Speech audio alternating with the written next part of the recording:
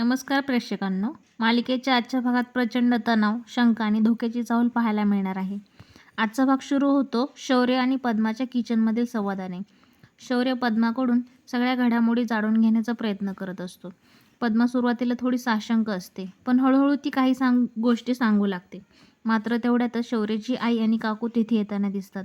लांबून दोघांचं बोलणं त्यांच्या नजरेत येतं आणि शौर्य क्षणाचाही विलंब न करता विषय बदलतो. तो लगेचच ज्यूसचा बहाणा करतो आणि पद्माला आपल्या खोलीत ज्यूस आणायला सांगून तिथून निघून जातो. शौर्य गेल्यावर मात्र पद्मावर प्रश्नांचा भडीमार सुरू होतो. काकू आणि आई तिला कामं सांगतात, तिच्या तब्येतीबद्दल विचारतात, घाम का आला आहे यावर संशय घेतात. पद्मा गोळ्यांचा बहाणा करते आणि परिस्थितीची सावरण्याचा प्रयत्न करते. शौर्याची आई मात्र शांतपणे तिला समजून घेते, पण आतून पद्मा पूर्णपणे अस्वस्थ असते. तिला काही माहीत नसतं.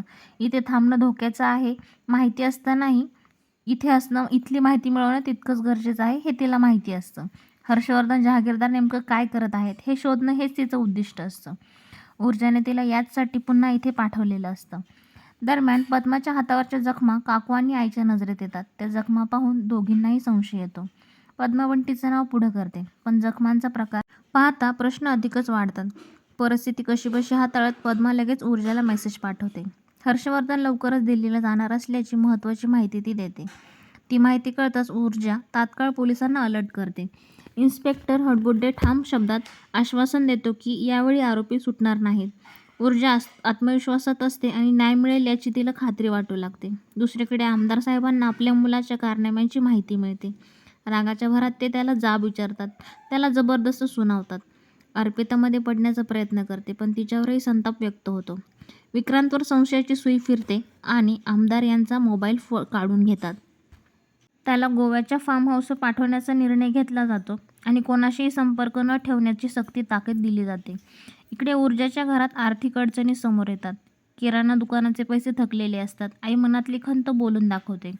ऊर्जाला आपल्या आईची परिस्थिती समजते आणि ती तिला धीर देते. ही केस जिंकायचीच, पण कोणाच्याही जीवावर बेतू नये ही जाणीव ऊर्जाला अस्वस्थ करते. दरम्यान पद्मा बाहेर जाण्याचा प्रयत्न करते, पण काकू तिच्यावर लक्ष ठेवून असतात. भाजी आणण्याचा बहाणा फसतो. तेवढ्यात हर्षवर्धन तिथे येतो. तो पद्माला अडवतो, तिचा मोबाईल मागतो. पद्मा पूर्णपणे घाबरते, कारण ऊर्जाशी संपर्क तुटल्याची भीती असते. अखेर तिचा फोन बंद करून तो मोबाईल शौर्याच्या आईकडे दिला जातो. ऊर्जाला पद्माशी संपर्क करता येत नाही, त्यामुळे चिंता वाढते. पूर्वा आणि आई ऊर्जाला सावध करतात. लढाई योग्य आहे, पण पद्माच्या सुरक्षितेसाठी विचारही तितकाच महत्त्वाचा आहे. ऊर्जाला आपली चूक लक्षात येते. ती भावनिक होते, पण मग स्वतःला सावरते. ही लढाई अर्धवट सोडायची नाही. शौर्य पद्माच्या मदतीला पुढे येतो.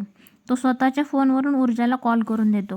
पद्मा सुरक्षित असल्याचं कळताच ऊर्जाला थोडा दिलासा मिळतो, पण प्रश्न अजूनही कायम असतात. शौर्य इतकं पुढे का आलाय